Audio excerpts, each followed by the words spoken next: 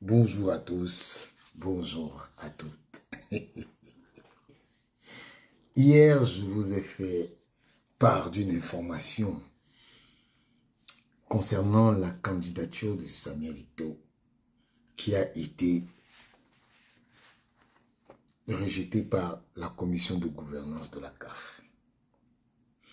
Et il faut vous dire que cette candidature n'a pas encore eu l'approbation. Cette décision n'a pas encore eu l'approbation du comité exécutif de la CAF. En fait, je vais vous expliquer le jeu qui a été fait. Vous savez, c'est un peu comme quand on dit que dans une élection, si vous mettez deux bulletins de deux candidats différents, c'est-à-dire que si sur un bulletin, vous avez coché deux candidats, vous avez voté deux personnes, le vote est nul. C'est exactement ce qui s'est passé à la Confédération africaine de football. La Confédération africaine de football, avec Véron Mosengo, Motsepe et Seydou Mbongondia, ils ont demandé à Seydou de déposer sa candidature, malgré le fait qu'il n'avait pas de mandat de la Fédération camerounaise de football. Comme ça, sachant que Samuel Eto'o va déposer sa candidature, ils vont annuler, parce qu'une association n'a pas le droit de donner deux candidats. Une association n'a pas ce droit-là. Quand tu envoies deux candidats, forcément les deux candidatures sont rejetées. Sinon, la candidature de Samuel Eto'o ne souffre d'aucun problème. Aucun problème. Parce que si on veut dire que Samuel Eto'o a des problèmes éthiques, il n'en a pas. Samuel Eto'o n'a aucune sanction éthique. Si on veut parler des sanctions disciplinaires, comme sa suspension pour les matchs, ça n'a rien à voir avec sa candidature. Et même si, par extraordinaire, son appel, son recours auprès du jury d'appel ne prospère pas, ça ne peut pas, cette sanction ne peut pas impacter sur sa candidature. Donc, le coup qu'ils ont fait, c'est que en demandant à Seydou de déposer sa candidature, ils vont dire que oui, comment une association peut envoyer deux candidatures. Ça, ce sont les choses de Maître Api. Véron, Maître Api, Seydou Mbongondia et Motsepe. Gianni aussi est dedans. Ces 5 personnes-là, ce sont ces 5 personnes qui sont dans le coup contre Samuel Eto'o. Je vous le dis parce que je le sais. Peut-être même que Samuel Eto'o lui-même ne sait pas que je sais. Je le sais. Donc, voilà pourquoi ils ont fait ça. Voilà le coup qu'ils ont monté pour rejeter la candidature. Alors, vous savez, quand je vous dis souvent que la CAF de Motsepe et Véron, c'est la CAF la plus moribonde du monde. Je le dis parce que déjà je le savais même avant ce que je vais vous montrer là, je le savais. Voici une notification d'ordre du jour. C'est là. Jérôme Mosengo écrit le Caire le 24 janvier. Véron Mosengo n'est pas au Caire. Véron Mosengo est au Maroc. Et il nous écrit, il nous dit qu'il est au Caire. Vous voyez? Vous voyez? Et cet ordre du jour que Véron envoie n'a pas été validé par le comité exécutif. Vous voyez? Les vices de procédure que cet incompétent fait tout le temps. Je vais vous montrer. Je vais vous lire tout, hein. soyez patients, à toutes les associations membres et les unions zonales de la CAF. Le Caire, le 24 janvier. Notification de l'ordre du jour de la réunion de la 14e Assemblée Générale Extraordinaire de la CAF, qui se tiendra le mercredi 12 mars 2025 à 10 h, heure du Caire, au Caire en Égypte. Mesdames et messieurs, chers secrétaires généraux, suite à notre lettre du 10 octobre 2024, nous avons le plaisir d'inviter les associations membres et les unions zonales affiliées à la CAF, à la 14e Assemblée Générale Extraordinaire de la CAF qui se tiendra à la date et l'heure et au lieu suivant. Date, mercredi 12 mars 2025. Heure, 10 h. Lieu, Marriott Hotel Mena House, le Caire.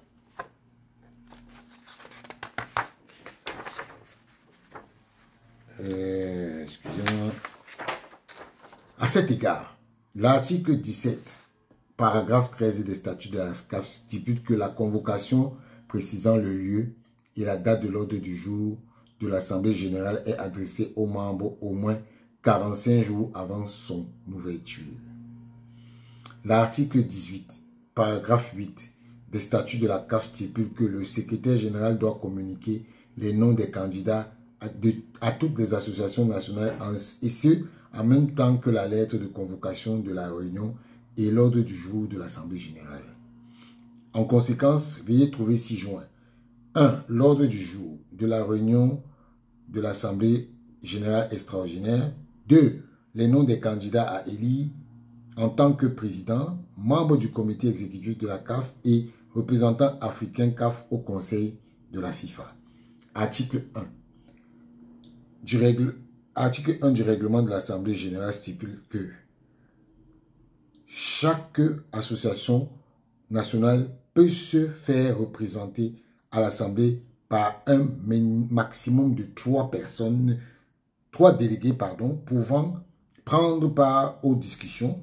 Chaque union zonale peut se faire représenter par son secrétaire général et éventuellement un autre membre pouvant prendre part aux discussions sans droit de vote.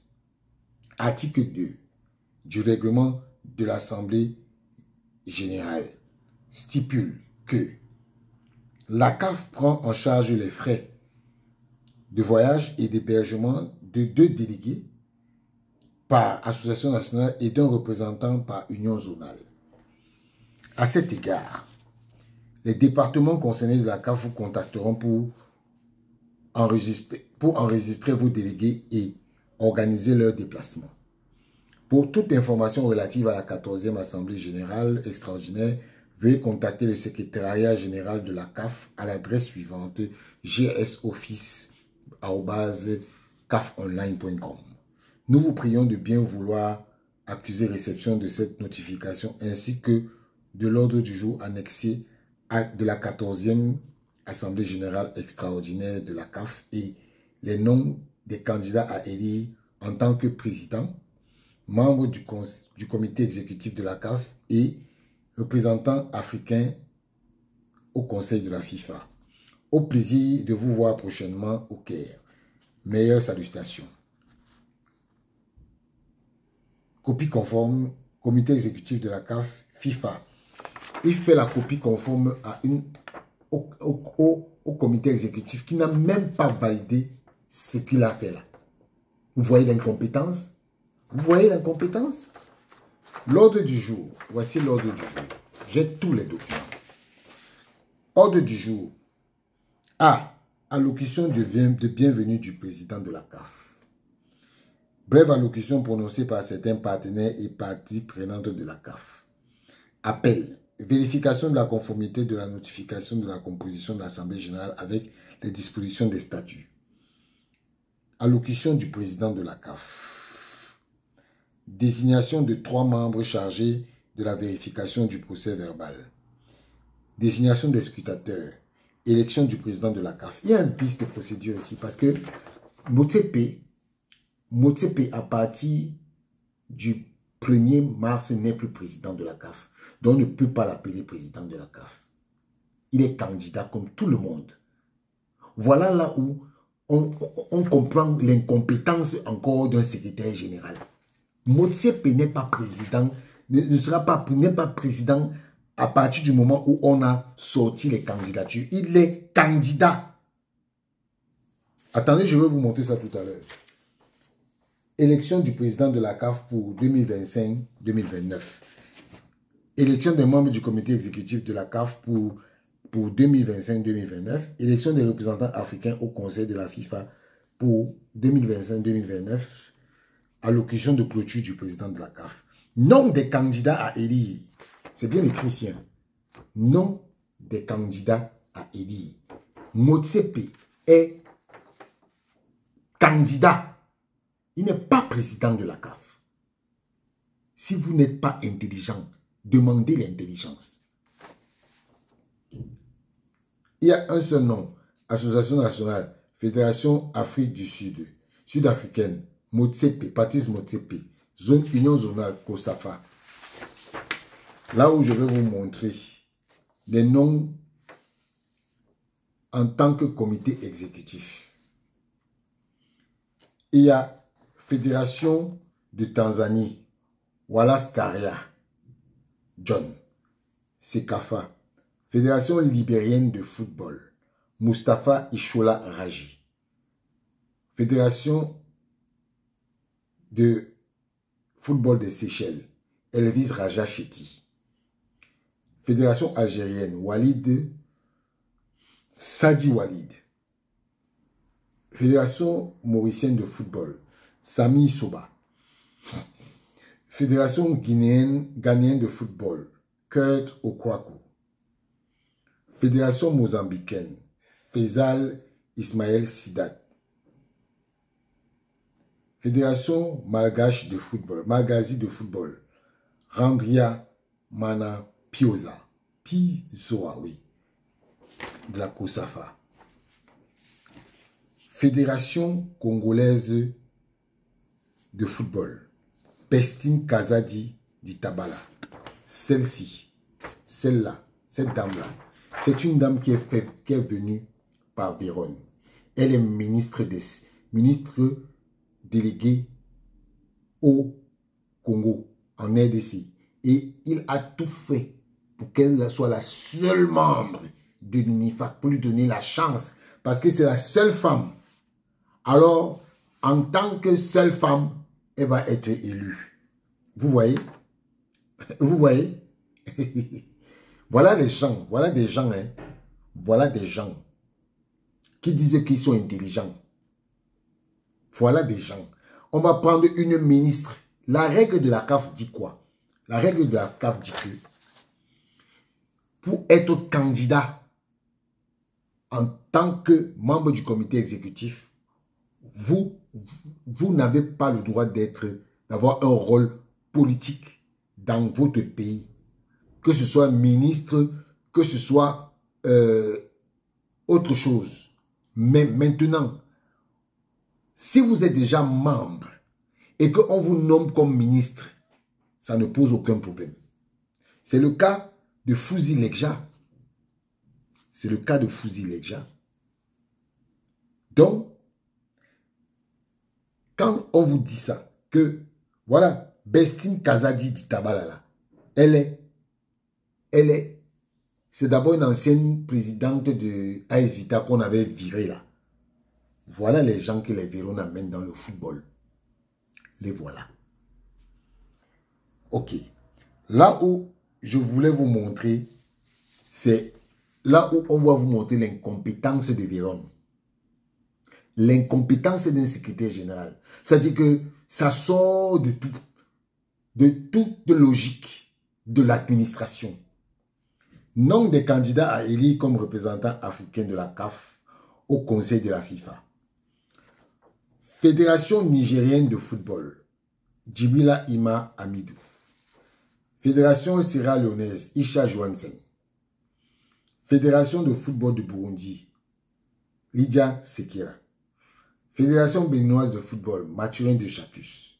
Fédération djiboutienne de football, Waberi Suleiman Hassan. Fédération nigérienne de Tanzanie. Voici ça. C'est écrit ici.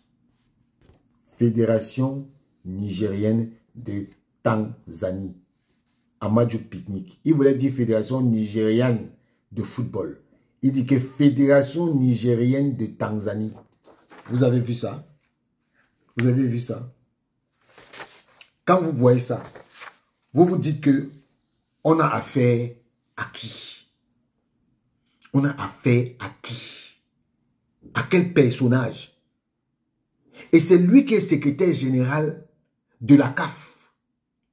Un nulard de chez nulard. Je n'ai pas encore vu ça quelque part. Et c'est lui qui est le secrétaire général de la CAF.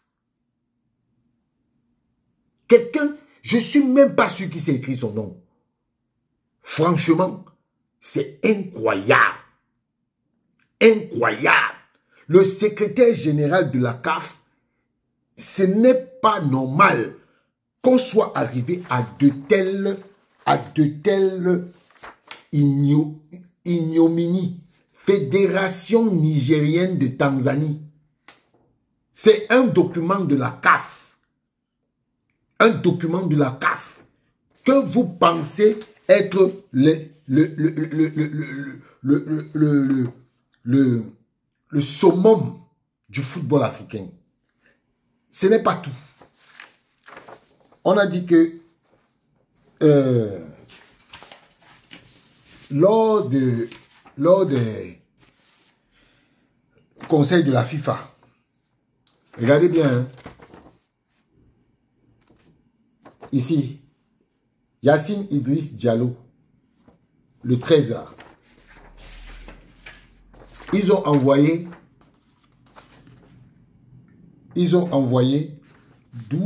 13 candidatures au conseil de la FIFA.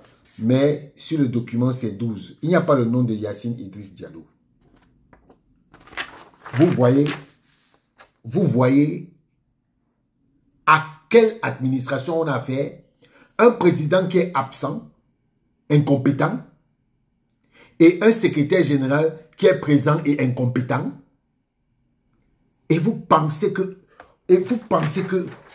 on va où avec une CAF pareille? On va où? Donc, on va encore se taper 4 ans de Motsepe incompétent, de Motsepe absent, de Motsepe nulard. Et vous voulez qu'on fasse quoi avec cette fédération, cette confédération? Quand vous voyez un Gianni Infantino qui place ses amis qui n'ont rien dans la ciboule, lui-même là même, c'est un bon tricheur. Parce que même la Coupe du Monde à 48, c'est une tricherie de Gianni Infantino. Monsieur Constant Omar, il nous avait dit que la Coupe du Monde à 48, c'est une idée de Sepp Blatter. Ça n'a jamais été une idée de Gianni Infantino. Passez votre temps à tricher. Tricher. C'est tout votre truc. La tricherie. Et l'incompétence, c'est tout votre travail. C'est tout votre travail. On va faire. Donc le football africain mérite ce genre de choses. Vous n'avez pas honte. Vous n'avez pas honte. Et c'est vous qui allez faire le complot contre Samuel Eto'o. Mosengo Omba. Vraiment, ça fait pitié. Ça fait pitié. Quand je regarde encore comment, je vois comment vous êtes incrédule. L'incrédulité. De toutes les façons, moi je vous ai dit que Samuel Eto'o sera bel et bien candidat à l'élection du comité exécutif. Je vous ai expliqué au début les manigances qui se sont passées. Mais on sait, ça ne va pas prospérer. Rendez-vous le 12 mars avec Samuel Eto'o comme candidat au comité exécutif.